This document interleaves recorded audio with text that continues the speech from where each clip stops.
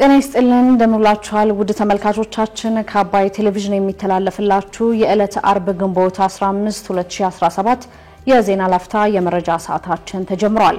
ትናንት ፓሪስ የገቡት ጠቅላይ ሚኒስትር አብይ አህመድ ከፈረንሳይ ፕሬዝዳንት ጋር መምከራቸውን በአማራና ኦሮሚያ ክልሎች ያሉ የታጠቁ ኃይሎች ለሰላም ቅድሚያ ሰጥተው ወደ ድርድር እንዲመጡ አሜሪካ ጥሪ ማቅረቧን ጨምሮ ሌሎች መረጃዎችን ይዘናል።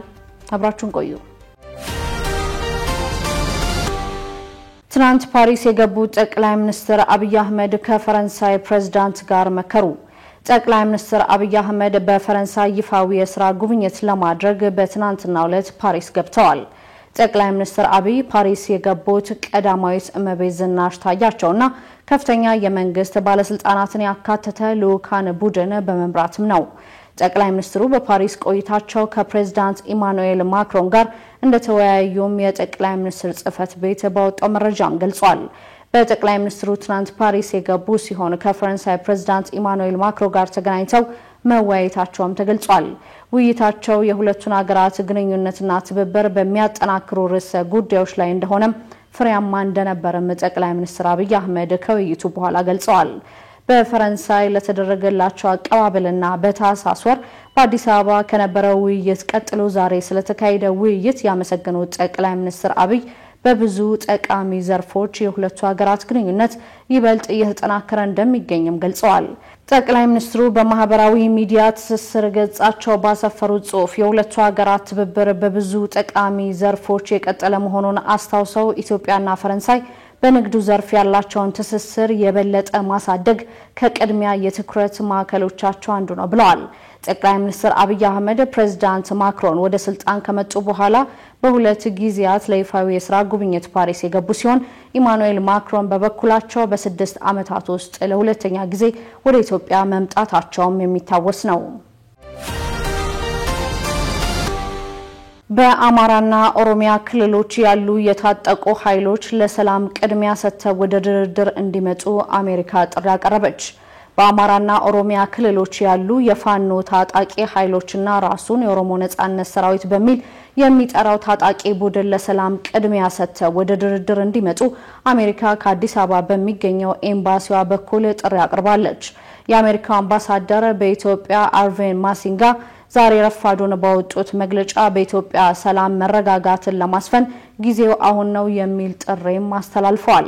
የአሜሪካ ኤምባሲ መግለጫ በኢትዮጵያ እየተከሰቱ ያሉ ግጭቶች አሁንም መቀጠላቸውን ስናስብ በሁሉም የኢትዮጵያ ሕዝቦች ላይ የሚኖራቸው አሉታዊ ተጽዕኖዎች መገንዘብ ወሳኝ ነው ሲሉ ማሳሰባቸውን አትተዋል።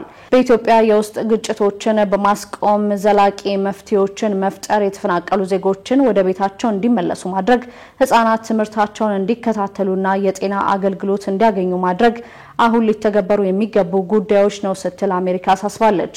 በተለይም የትጥቅ ትግል ጋር በተገናኘ የቀጠሉ ህገወጥ አሰራሮችን በማስወገድ ሰብአዊነትን ማስቀደም እንደሚገባ መግለጫው አክሏል።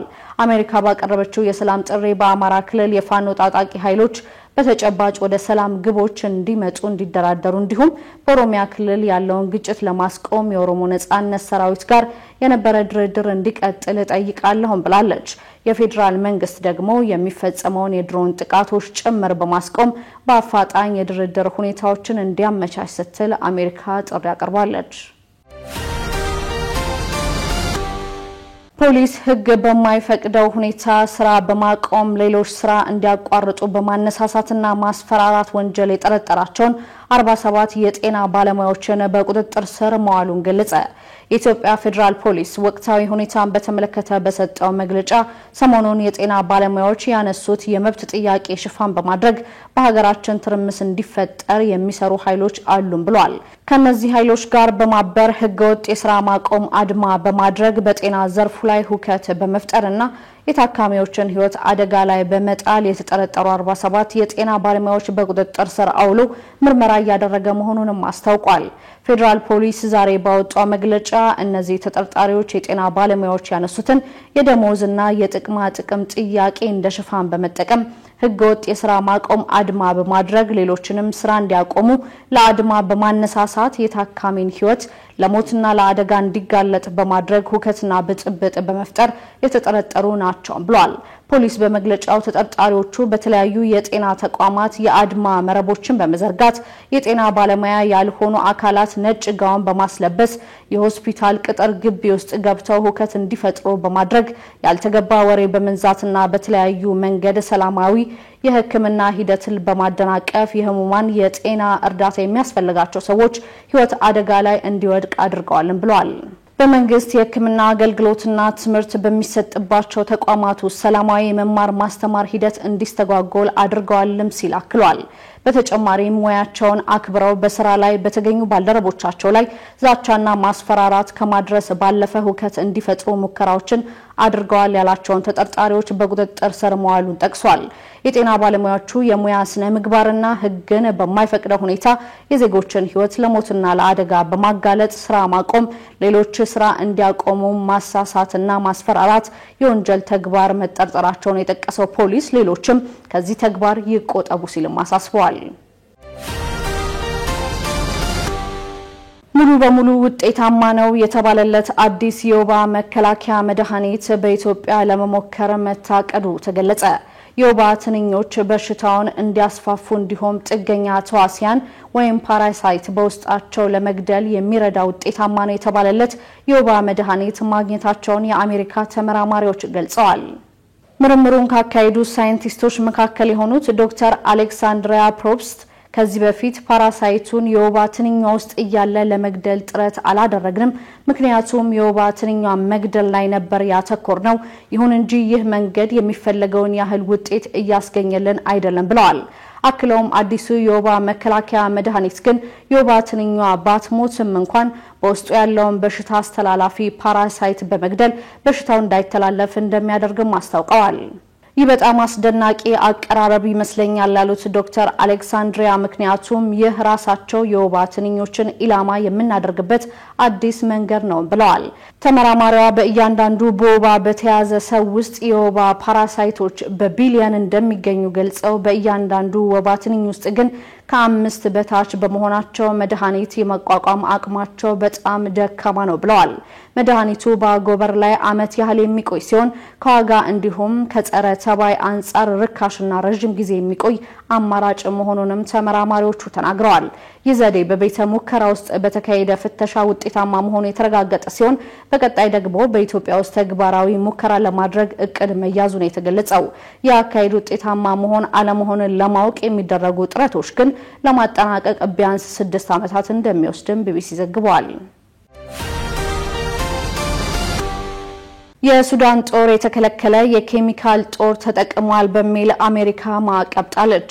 በሱዳን በቀጠለው የእርስ በርስ ጦርነት ባለፈው ዓመት የሀገሪቱ ጦር በፈጥኖ ደራሽ ኃይሎች ላይ የኬሚካል ጦር መሳሪያ ተጠቅማለች በማለት አዲስ ማዕቀብ እንደምትጥል አሜሪካ አስታውቃለች። ከሰኔ 6 ጀምሮ አሜሪካ ወደ ሀገሪቱ የምትልካቸው ምርቶች እንደሚገቡና የፋይናንስ ብድር ገደቦች ተግባራዊ ይሆናሉ ሲሉ የአሜሪካ ውጭ ጉዳይ ሚኒስቴር ቃል አቀባይ ታሚ ብሩስ ተናግረዋል። ሱዳን ብዙ ጉዳት ስቃይና አለፍ ሲልም ሊገድል የሚችል ክሎሪን ጋዝ ለ2 ጊዜያት ተጠቅማለች ሲል ኒውዮርክ ታይምስ በጥር ወር ዘግቦም ነበር። የሱዳን መንግስት ሁሉንም የኬሚካል ጦር መሳሪያዎች አጠቃቀም እንዲያቆምና ዓለም አቀፍ መርህ ስር ያሉትን ግዴታዎች እንዲወጣም አሜሪካ ጠይቃለች። ቃል አቀባዩ ብሩስ አክለውም ዩናይትድ ስቴትስ ለኬሚካል ጦር መሳሪያዎች መስፋፋት አስተዋጽኦ የሚያደርጉትን ተጠያቂ ለማድረግ ሙሉ ለሙሉ ቁርጠኛ ነችም ብለዋል። አሜሪካ በጥር ወር በሱዳን ግጭት ውስጥ በተሳተፉ የሁለት ወገን መሪዎች ላይ ማዕቀብም ጥላለች። የሱዳን ወታደራዊ መሪ አብዱል ፈታህ አልቡርሃን ሱዳንን በማተራመስና የዲሞክራሲ ሽግግር ግብን ማፍረስ የሚል ክስ የቀረበባቸው ቢሆንም የሀገሪቱ የውጭ ጉዳይ ሚኒስቴር እንግዳና አሳሳቢ ሲል አውግዘውታል። የአርኤስኤፍ መሪው መሐመድ ሐምዳን ዳጎሎ ወይም ሄሜቲ በሀገሪቱ የዘር ማጥፋት ወንጀል እንዲፈጸም ቆርጠዋል ሲሉ በቀድሞ የውጭ ጉዳይ ሚኒስትር አንቶኒ ብሊንከንም ተከሰው ነበር።